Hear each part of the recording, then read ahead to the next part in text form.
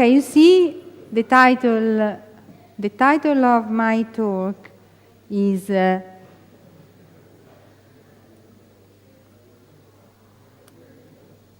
sorry, I can't switch on the pointer.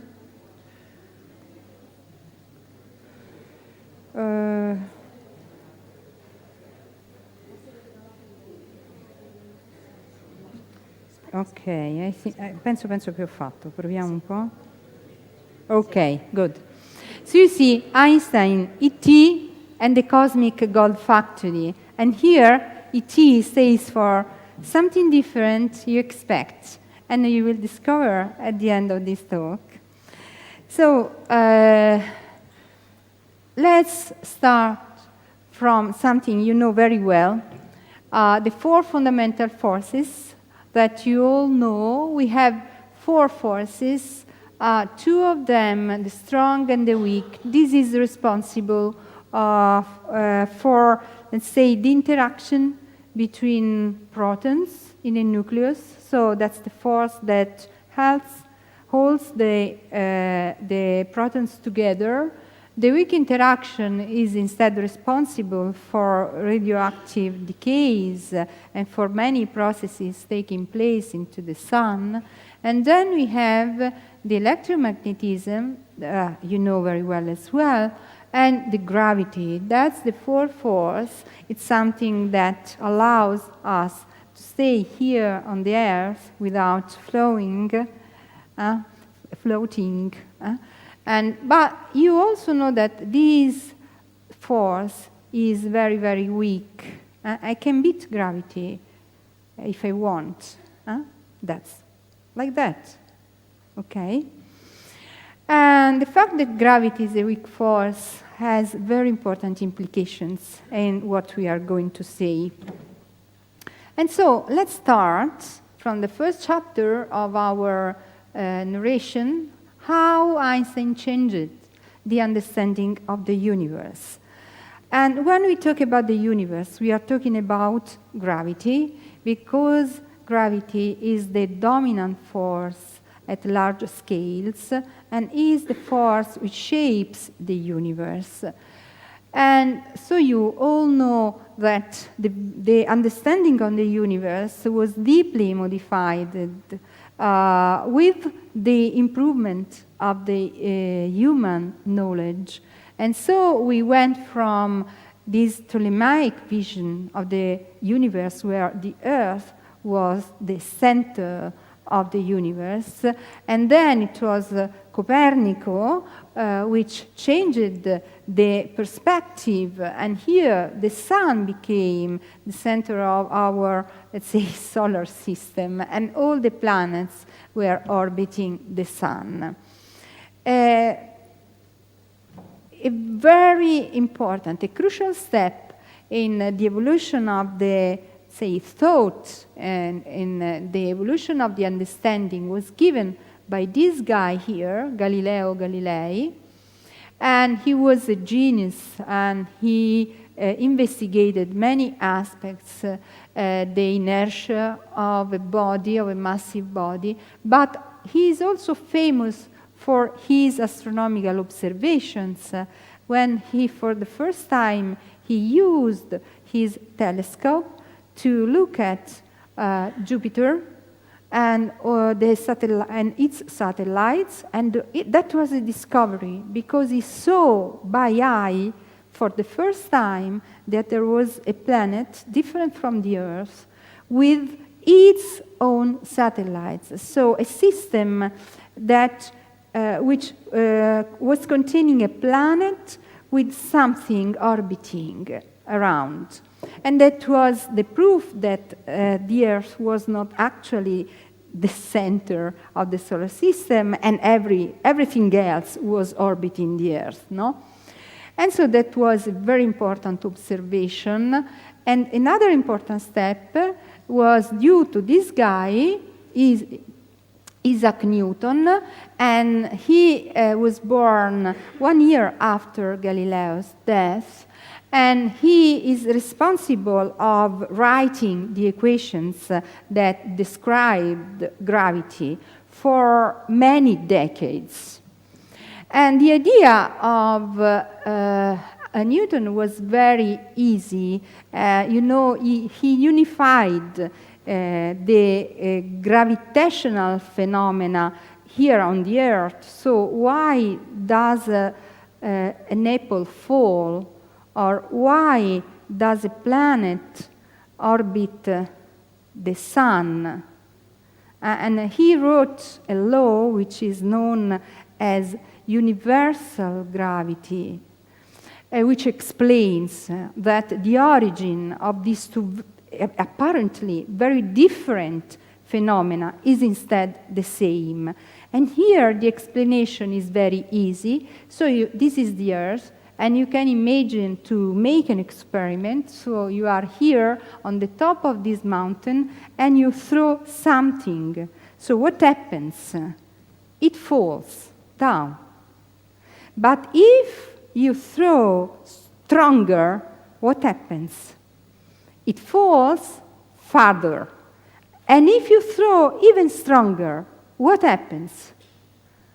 The body tries to fall, but it can never reach the surface of the Earth because its velocity is high enough that it starts orbiting the Earth.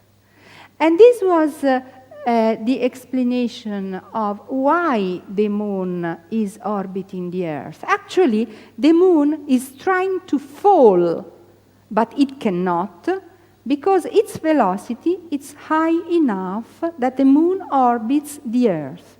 And so this very simple drawing explains the feature of universality of gravity. So the gravity derives from the same attraction of the Earth toward the planet or of the Earth toward an apple. But it is always the effect of the Earth on a different object, another object. So that's why the law was called universal law of gravity. And this was an extremely successful theory because it could explain many unsolved problems in astronomy and terrestrial physics. For example, it could explain the tides, the eccentricity of the orbits of comets, the perturbations of the motion of the moon due to the attraction of the sun, but it was also a predictive theory because, for example, in 1846, Leverrier, and he was an astronomer, he made very precise calculations of the motions of the planets, and he realized that the orbits, the observed orbits, could not be explained without the existence of an additional planet that was not known at that time, and it was indeed Neptune. And so Neptune was discovered to take it to, let's say, to make the observed orbits of the other known objects consistent. And so this is, I think, maybe one, or I have only two formulas. This is one of the two, and this is the Newton law of gravity, and it simply says that if you consider two bodies, m1, m2, at a given distance, d, they experience a mutual force, an interaction, which is expressed by this equation here. So it goes as the inverse of the square of the distance, and it is proportional to the masses which are experiencing the gravitational interaction. Now, this theory was extremely successful. There was nevertheless some open issues. And the first one, it was an observational evidence. You see, this is the precession of Mercury, perihelion. So you see the orbit rotates or precesses this way. And this precession was measured. And the results of the Newtonian computation showed a discrepancy, very, very small discrepancy, about 43 seconds per century with respect to the measurements. So there was this tiny discrepancy. But there were also some conceptual problems, because if you read this formula, what you understand that when you put the two masses, m1, m2, at the distance d, they immediately feel the gravitational interaction. In this equation, you do not have the time. So it seems that the interaction propagates at infinite speed. And that was a problem from the conceptual, from the philosophical point of view. And how is it possible for a body to instantly know the position of all the other bodies in the universe? And second, how this interaction can be transmitted in a vacuum, because at that time the idea of an interaction that could be active even without the presence of matter in between was something strange. Now we know very well, no, it is possible, but at that time it was a problem. So the guy that put together some experimental evidences, but this happened, you see, at the beginning of the 20th century. It was Albert Einstein. And the first statement that he made was the following: the speed of light is a constant. And this was not a trivial statement to be done. And the second, that was, maybe it was a direct consequence, but it was really strange. The measurement of time is not absolute. So if you measure time into different reference systems, the time that you measure is different. And that was, in fact, the time dilation and the length contraction consequence from special relativity. So the perception of space and time is relative, is no longer absolute. And these are very tiny effects in our everyday life, because they become evident only if you move with the velocity close to the speed of light. Otherwise, you cannot appreciate these effects. But imagine that you were moving, for example, very close to the speed of light. You would see things, but you don't see because the movies are not working. Let's see if they are working. No, they are not. Well, you would see all the objects deformed because of this length contraction. And this is a consequence of special relativity. Then, after this theory, Einstein took 10 years to write the theory of general relativity, which was the new theory of gravity, which completely, let's say, overcame the Newtonian gravity. And Einstein needed about 10 years because the math of the theory is instead quite complex. And I will not write any equation in this case, but this effort ended in 1915 with the publication of the theory of general relativity. And in practice, differently from what Newton was saying, for Albert Einstein, gravity is not a force. Gravity is a property of space and time. And you can, for example, imagine space and time as a membrane, and the presence of a massive body, which can be the Earth, for example, it produces a deformation in the space-time, a curvature in the space-time, and if you consider a body, for example, the moon, this body orbits the Earth due to the curved space-time behind. So it is in practice the most natural motion that a body under the action of this gravitational field can do. You see? So gravity is really a property of space of time. If you have mass, the mass can deform the space-time, can induce a curvature. It means that the geometry of the space changes, but also the flow of time changes. And for example, that was the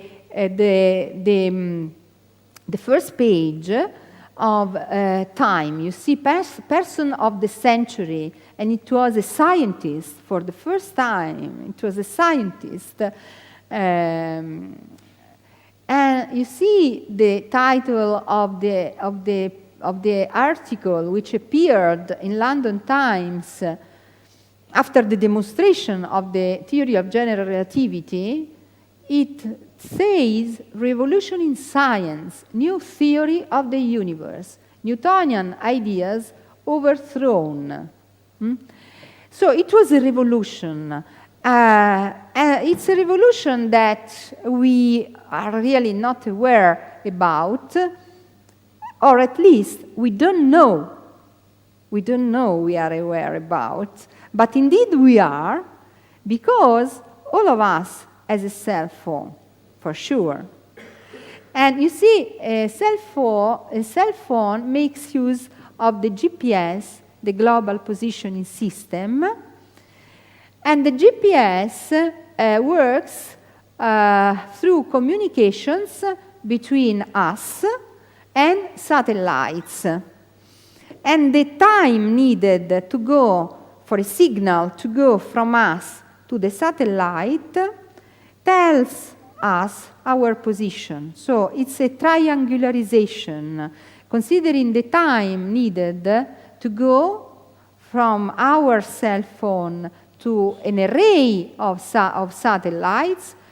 In this way, you can reconstruct the position of the car, the position of anybody here on the Earth. But since this reconstruction makes use of the time, of the travel time, you have to consider that the time here on the Earth is different from the time measured on the satellite, because the gravitational field experienced from the satellite far from the Earth is different from the gravitational field that we experience here, closer to the Earth. And so the time flows differently. The clocks clock differently. And this correction has to be included in the GPS to give us the good precision in the positioning that we are used to. So general relativity in practice is always with us in our pocket. From general relativity, we can have some predictions. And a prediction is the existence of gravitational waves. And the idea comes again from the fact that the presence of a mass produces a curvature, and so when you consider a body orbiting another massive body, or when you consider two bodies orbiting one around the other, these movements produces ripples in the space-time that propagate away from the source at the speed of light, and they are ripples in the geometry of the space-time, gravitational ripples, which are called gravitational waves. Now, the question you might ask is, how can we produce a gravitational wave? Because if they are produced by the movement of masses, you could ask, but do we produce gravitational waves? The answer is yes, we do. What's the problem? We can see the answer in this simple movie. because here you have a very massive body. This is a rotor. You see 1,000 kilograms, 1,000 kilograms, and you can make it rotate at very high speed, and you can also compute the amount, the amplitude of this ripple, of this gravitational wave that you are producing, and this number is incredibly small, 10 to the minus 35. It means 35 0 point, then 34 zeros, and then 1. So it is a number which is extremely small. Do not forget it, because we will compare this number with another number this is not measurable. This amplitude is so small that we cannot measure it with the present instruments. But we will see another number that instead we can measure, and in fact we measured. But do not forget the exponent. It is minus 35. So, if we cannot produce gravitational waves in a lab at measurable level, with a measurable amplitude, we should consider different objects, and in particular, we should consider as sources of gravitational waves celestial objects. And this is, for example, a white dwarf, which is a very brilliant star, which is the end of the life of a star with a mass similar to the mass of the sun. So when the sun will exhaust its nuclear fuel, the sun will collapse and it will form a white dwarf. But if we consider stars more massive than the sun, then their end is even more dramatic, because they die with an explosion, which is called a supernova, where a large fraction of the mass of the star is thrown away in the universe, and the remnant can be a very peculiar object. And this is a picture of the Vela supernova. This is one of the best known supernova, the Crab, which was the remnant of an explosion seen by the ancient Chinese. And at the very center of this supernova was found a very peculiar object that appeared as something that emits radio pulses, so something like a lighthouse. And it is indeed a star, which is called neutron star, which emits these radio pulses because it behaves as a lighthouse. You see, the particles which moves in the magnetic field of the star can produce these radio waves, and these waves are confined in a cone, very narrow, and if during the rotation this cone crosses the Earth, then we see the light, so the radio pulse emitted by the neutron star. In fact, these objects are also known as pulsars because they pulse. And they are made by neutrons. This is why they are called neutron stars. And they are extremely dense objects. You can consider the mass of the sun a bit larger than the mass of the sun, but concentrated in a volume about 20 kilometers in diameter. So the sun compressed in a sphere about 20 kilometers in diameter. You can consider that a spoon of neutron star weighs about 10 million tons. So the matter is an extremely dense conditions. This is the end of a star with a mass of about 10 solar masses, so 10 times the mass of the Sun. But if the Sun is even larger, nothing can prevent the total gravitational collapse, and the end of these very massive stars is what we call a black hole.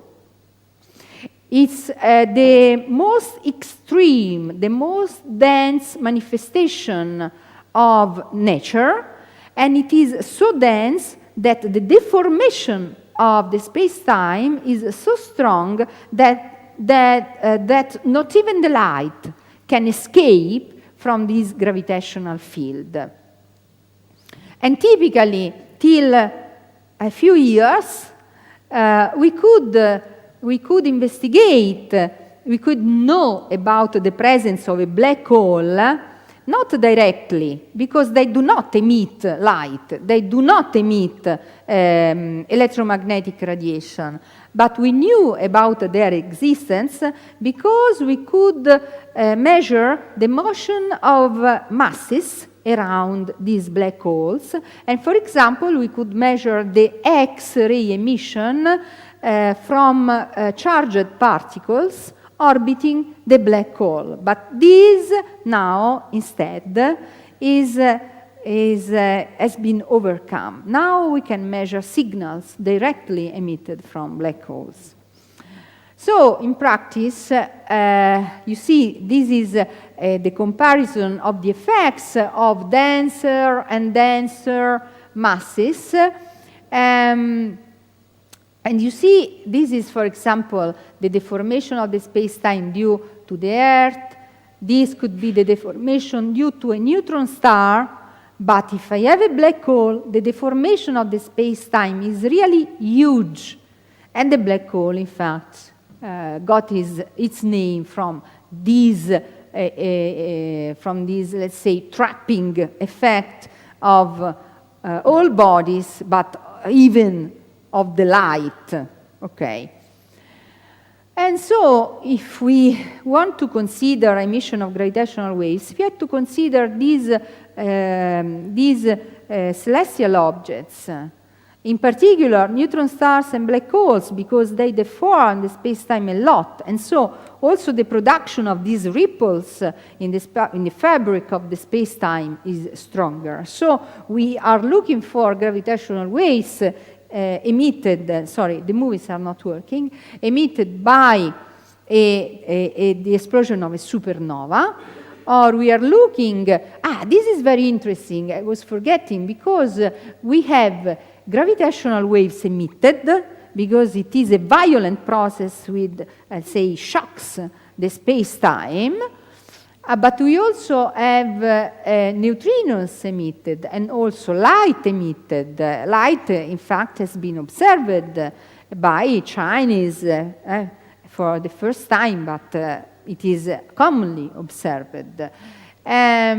So different, let's say, messengers can be emitted in a supernova explosion. But we can also have emission of gravitational waves from single neutron stars, which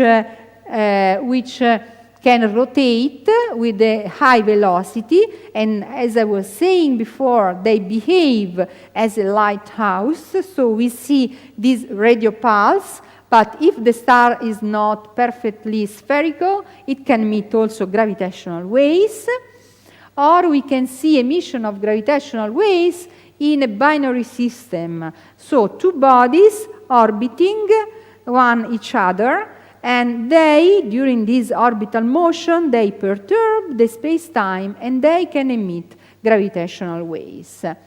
Question now is, okay, gravitational waves are emitted by neutron stars, by black holes, but how can I measure a gravitational wave? How can I say, okay, gravitational wave has come, has interacted with my detector, which is the proper detector? And here you can see the effect of the gravitational wave on a distribution of test masses. These masses here, located along this circle, And so when a gravitational wave arrives and is traveling, and this is the way, you see the effect on the distribution of test masses. They are stretched and shrinked in two perpendicular directions. You see, there is this typical stretch and shrink effect. And so if this is the case, we can also understand how we can measure gravitational waves. And the idea was by this guy, Rainer Weiss, one of the winners of the Nobel Prize 2 years ago. And the idea derives from the effect of the gravitational wave that we have just seen. And so if I have an instrument that is called Michelson interferometer, where you have a laser, and then there is the beam laser here, and this is a mirror, which is a semi-reflective mirror, and then you have two mirrors at the end of the two arms. And then what happens? When the gravitational waves, it stretches and stretches the space-time, and so it changes the length of the two arms. Now, the effect is very, very exaggerated. And we can see better in this movie. You see, but now we will see more slowly to understand better. So here there is the electromagnetic wave emitted from the laser. You have seen the wave has been split.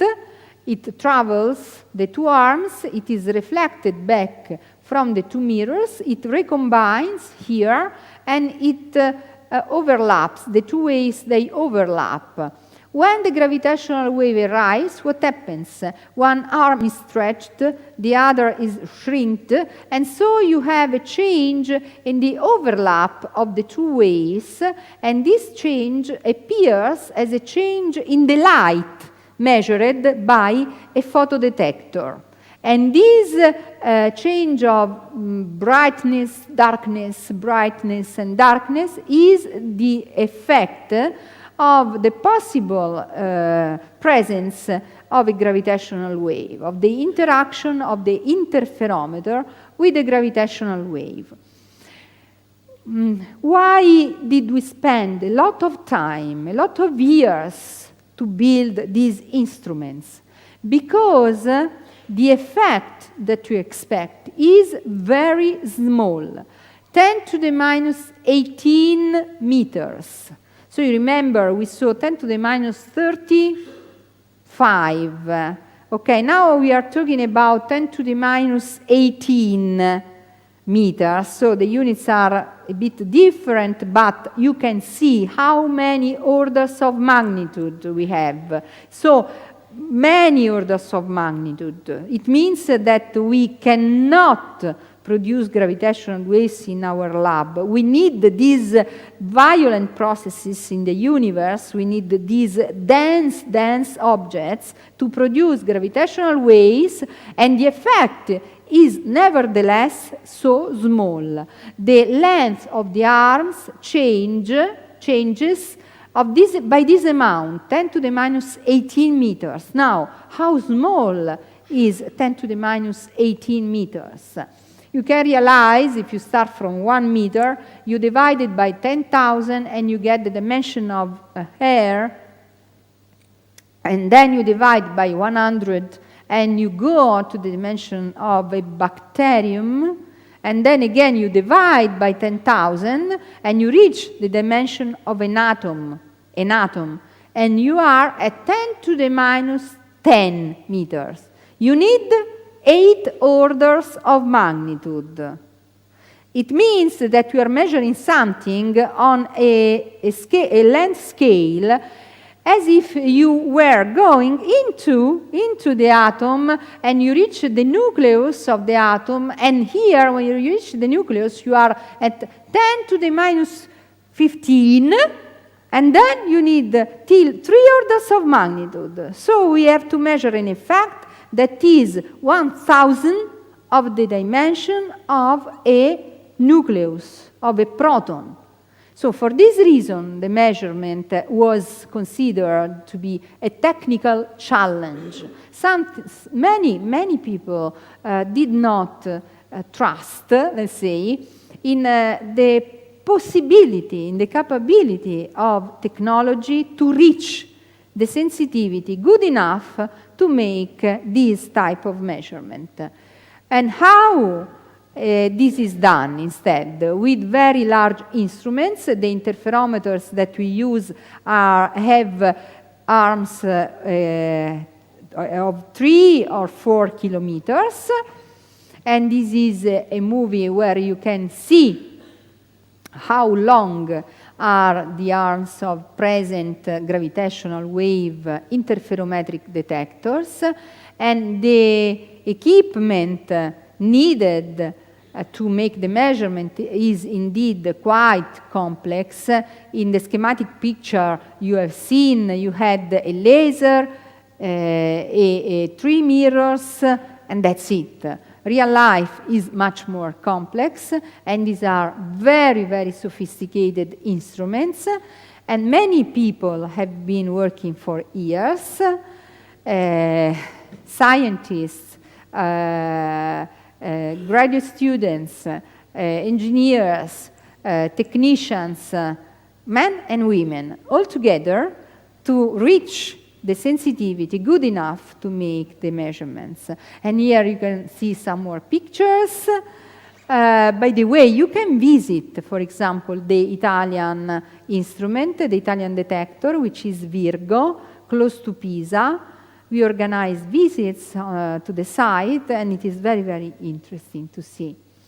Okay, we have 3 of these interferometers all around the world, and one is in Pisa, and this is Virgo, and then we have 2 in the United States, in Louisiana, and in the Washington State, the 2 LIGO interferometers. And these instruments, these 3 interferometers, they work together as a single observatory to monitor these violent events in the universe. And the construction of these instruments started some decades ago, and people worked hard to improve the performances of the instruments, and finally we succeeded. And on September 14th, 2015, we measured for the first time the passage of a gravitational wave. And the output of the detector, that is typically noisy, suddenly you see, started showing a peculiar behavior. So with the frequency which was increasing in time, you see, the distance between the peaks is smaller and smaller, and also the amplitude was increasing in time, till this time here, and then there was a sort of ring down. And this signal was explained as the merger of 2 black holes that had been orbiting for millions of years, but during this orbital motion they were losing energy because they were emitting gravitational waves, and so they got closer and closer, and during this motion you see they were emitting this signal, and this signal was increasing in frequency and amplitude, and you see here also shown the deformation of the space-time. And when the 2 objects get very, very close, and here you see everything happened in a fraction of a second. I don't know if you noticed here the time, but when you reach the maximum of the amplitude, it is the time when the 2 objects merge and they form the final black hole which oscillates a bit, and then you have this wave which leaves the source and travels in the universe to the speed of light. And that was the signal that we detected with our instruments. The effect on the instruments of the merger of these 2 black holes. And you can measure the initial masses, and you can measure the final mass of the black hole, and you can realize that the sum of the 2 bodies, the initial black holes, you see 36 times the mass of the Sun, 29 times the mass of the Sun. If you sum the two, you have 65. But instead, let's say, the final black hole, the mass of the final black hole was measured to be 62 solar masses. So we have 3 solar masses missing. But you know there is a famous equation, which is E equal to mc squared. It means that this mass, in this case 3 times the mass of the Sun, has been converted into energy. Energy carried by the gravitational wave. And this is a huge amount of energy. In this short time interval, it was emitted an energy equal to 50 times the light emitted by all the stars in the universe. It is one of the most violent events ever measured in the history of the humanity. And another very interesting thing is that the distance of this binary system was about 1.3 billion light years. It means that the gravitational wave started its travel 1.3 billion years ago. And it traveled through the universe for all this time, and it finally reached the Earth. Now, the 2 black holes, they do not exist any longer because they merged 1.3 billion years ago, when the Earth was populated by elementary life. We didn't exist at that time on the Earth. Okay, so the event was really violent, was an extreme event. And you can, just to give you some number, you can see in this plot, this is the time. And for example, follow this green curve.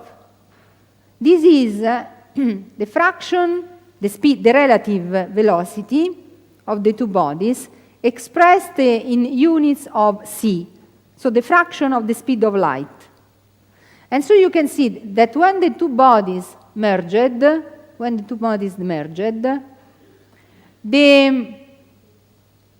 speed of light, the relative velocity was about half of the speed of light. So the 2 black holes, 30 solar masses, were moving at half of the speed of light. Something that you cannot imagine.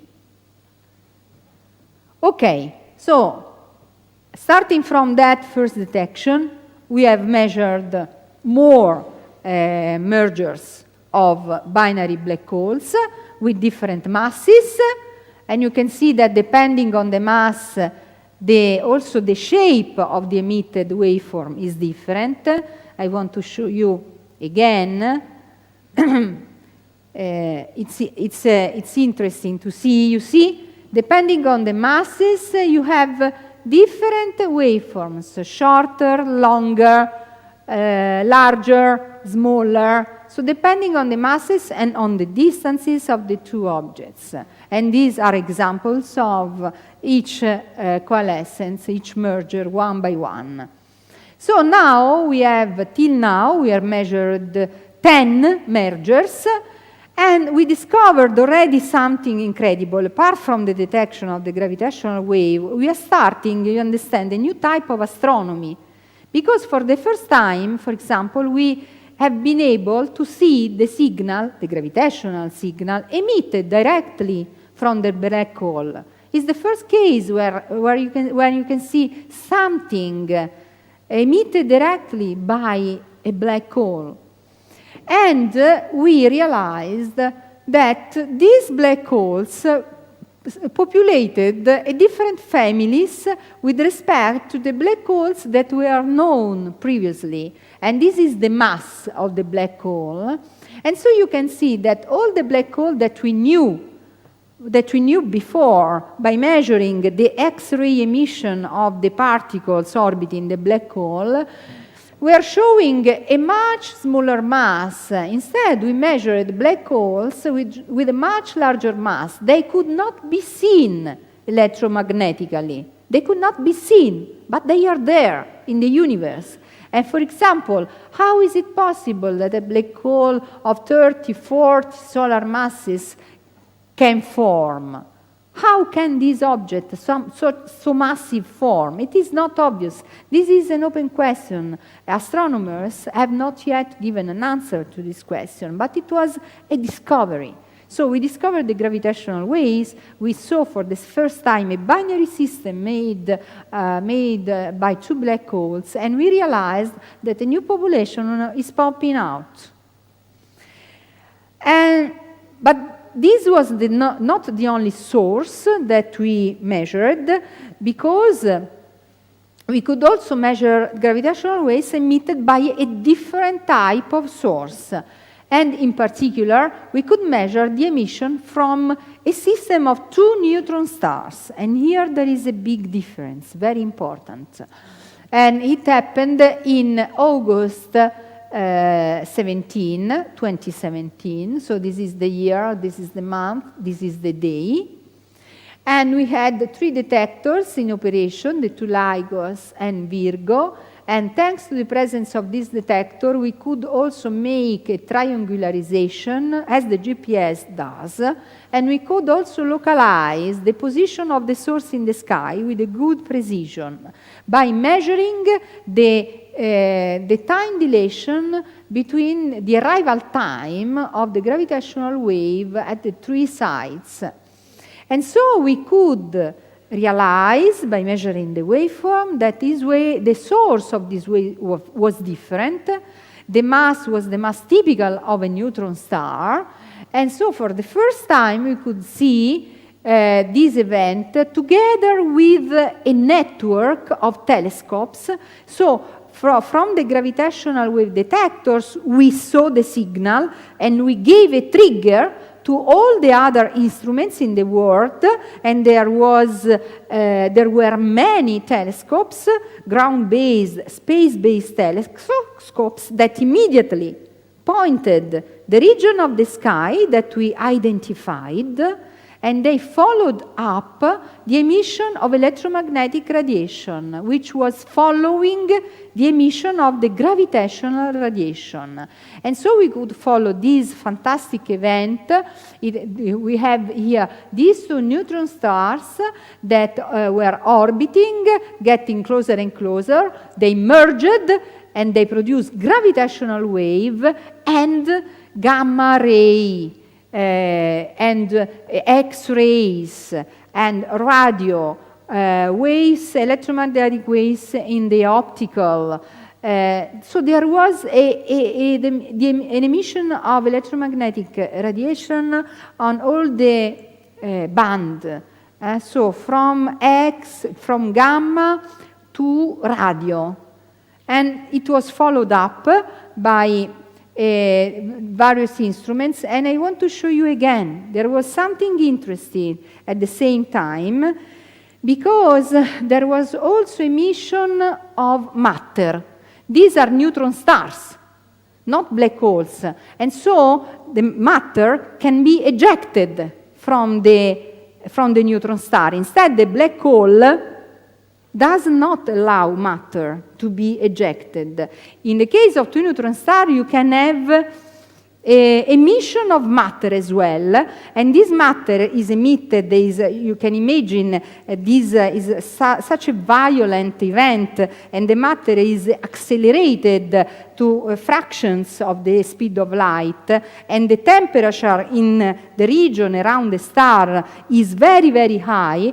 And so thanks to the electromagnetic follow-up that we made by sending this trigger to all the telescopes, we could follow and we could understand that the conditions generated during the merger and in the matter emitted are so extreme that you can synthesize heavy elements. For example, platinum, iridium, lead, gold. They cannot produce in a single star, because the star can produce up to iron. Then it is not capable of producing heavy elements. So question is, where does gold come from?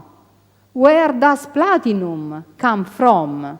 They are present in nature, but which are the sources? Which are the factories of gold, of platinum, of iridium?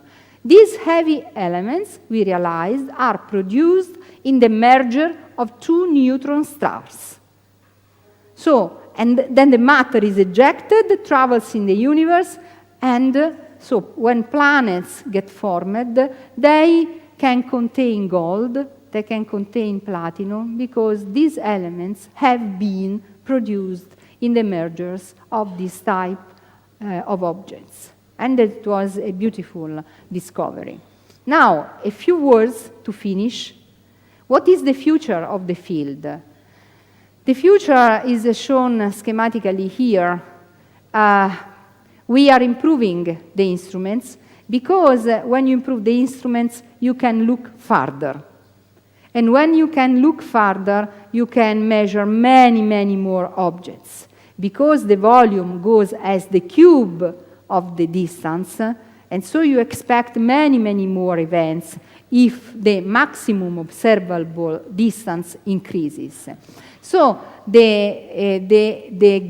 goal for the next years is to build even more sophisticated instruments, and one project is ET, which stands for Einstein telescope, and it is an evolution of the present interferometers. It will be underground, for example. It will have longer arms, and it will have a triangular shape. And all these features are needed to improve the capability to measure gravitational waves with a better and better sensitivity, and to characterize the waves, so measure all the properties of these waves. And the infrastructure will be a very complex objects with many interferometers, 3 interferometers nested, so the technology needed will have to improve. But European Union is supporting a lot this project, and we will have probably, very likely, one. It's in the main roadmap of the astroparticle committee, and so there will be the Einstein telescope. A possibility is to build in Sardinia or to build close to Germany, Belgium, and Netherlands. The final site has to be defined. And we will be able to make fundamental physics, astrophysics, and cosmology. And here, just to start, I have listed some questions. If you give a look, you can see these are not trivial questions to answer. What is the nature of dark energy, for example? Is general relativity the correct description of gravity? So Einstein was right. There is not yet the final word about that. Or what is the end state of a gravitational collapse? What happens in a supernova collapse? Nobody really knows. As nobody really knows, as a neutron star is done, is really done. So in the nucleus of a neutron star is done by, well, nobody knows, maybe quarks, strange matter, nobody knows. Or, okay, I left the questions, maybe these are not, let's say, really understandable, but if you take a picture, or if you remember some of these questions, maybe that in some years from now you will say, they have succeeded to answer also some of these very, very fundamental questions of physics, cosmology, and astrophysics. And so I want to end saying we know very little of our universe. You know only a small fraction, about 5%, is known. Then there is this dark matter. Who knows what is this dark matter? Well, we could give some suggestion also on this side. If dark matter is different from particle dark matter, maybe it is made by primordial black holes. It is a possibility that now we will explore. Completely different scenario from the more, I'll say, standard dark matter scenario. But we have also dark energy. What is dark energy? Nobody knows. And you saw one of the questions was about the nature of dark energy. And we will have to face this, let's say, ignorance through different channels. So with the electromagnetic astronomy, the neutrino astronomy, the cosmic rays, now also with gravitational waves. And this is the idea of the multi-messenger observations. Observe the sky, observe the universe with different tools. And I just want to end with one very, very, it's a beautiful sentence by Einstein. The most incomprehensible thing about the universe is that it is comprehensible. Okay? And thanks for your attention.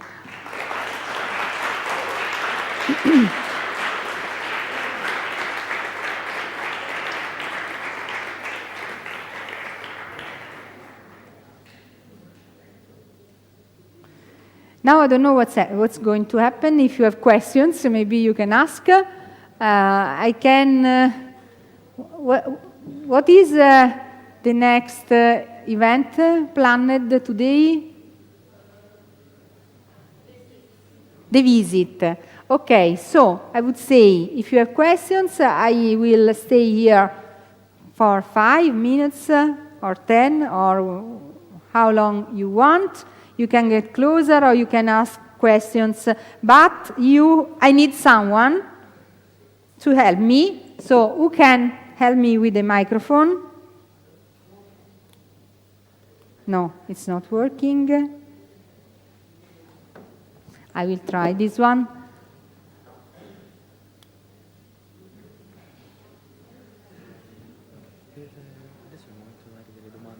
Sì. Ho visto qualche mano alzata, una lì, una qui. Arrivo subito.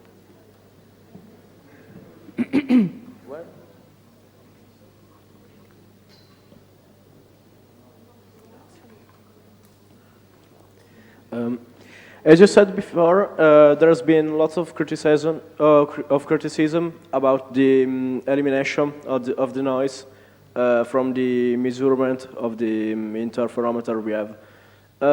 Anyway, all the interferometer has said us the same thing at the same moment. Yeah. So why shouldn't we be sure of that conclusions? Why? Well, first of all, things have to be done well. If you are not able to make computations properly, you can have wrong results. This is a statement true, always true.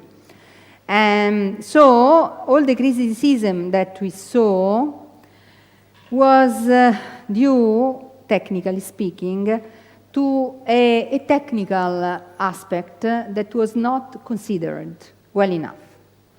The fact that we saw gravitational waves, it is evident.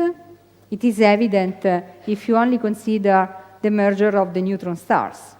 Because we said, look at there, and the telescopes looked at the region of the sky, and they found a star that was not there before.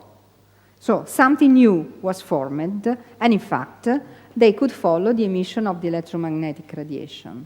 So how to deal with the noise, it is not a trivial game. You cannot say, okay, now after people have spent tens of years to learn, you cannot come and say, hey guys, I can tell you how to make things. You should be, how you say umile in English? I don't remember, but say wise enough to learn and then to speak. Thank you. Welcome.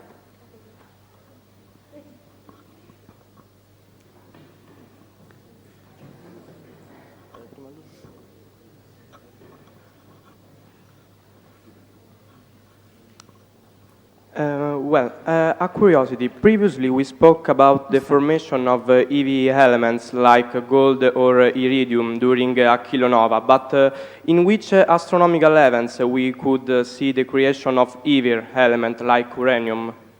No. All the heavy elements are made in this type of events, but also in the supernova explosion. It was known before, but the amount of heavy elements that can be formed during a supernova explosion did not account for the total amount of heavy elements that we see. So the abundance of heavy elements in the universe was not explained only with the supernova mechanism. We needed something else. And in fact, the largest part of heavy elements it is found to be formed here in this type of event. Thanks. I only cited some of them, okay.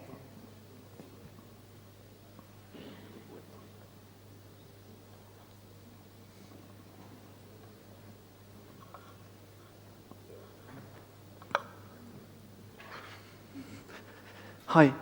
How do we know that the universe is composed by 72% of dark matter, dark energy? Yeah, because, you can measure the matter that you see. You can measure, so you can count the stars, the galaxies, you can measure. And then you can see that only that small fraction of matter is there. How you can say there is another form of matter? How? That you don't see, but you can say it exists. Because if you consider all the conventional matter, what you see, and you consider only this matter, you cannot explain why galaxies are held together, for example.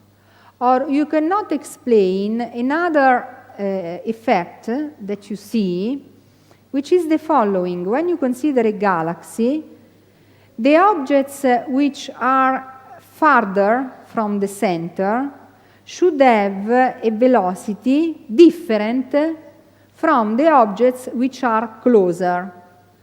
This is a result of the Kepler laws. Okay. Instead, what is observed experimentally is that the velocity of the outer objects is very similar to the velocity of the closer objects. It is constant, the behavior of velocity, with the distance from the center of the galaxy. And this is explained only if there is some matter which you do not see, but is active gravitationally, and this matter is responsible for this behavior. So we interfere the presence of matter, which we call dark, because we do not see it. We interfere the presence of this dark matter by looking at the movement, at the orbits of stars in galaxies. And then the dark energy is related to the expansion of the universe. It is an energy which makes the expansion accelerate. And so when you write the equations of the, let's say, of the evolution of the universe, so we are dealing with cosmology, you realize that you could not explain the expansion of the universe if you do not invoke the presence of a form of energy which makes the universe accelerate, is a positive energy, is an expanding energy. And this is, and the consequence is the expansion that we measure. So, we have two possibilities. The existence of dark matter and dark energy, or, and it is a completely different possibility, Einstein was not 100% right. So we have to understand something more about gravity. We are missing something, because all these effects that I am mentioning, dark matter, dark energy, are all of them are seen through gravitational effects. All of them. So, or dark matter, dark energy exist, and we will have to find them sooner or later, or gravity, as we know it now, is wrong. Thank you.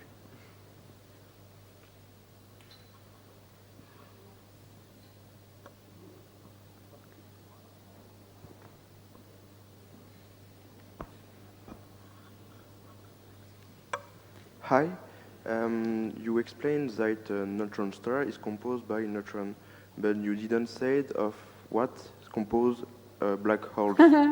Nobody knows. Okay, And many just a people, because black hole in principle is something that physicists do not like, because it is a singularity.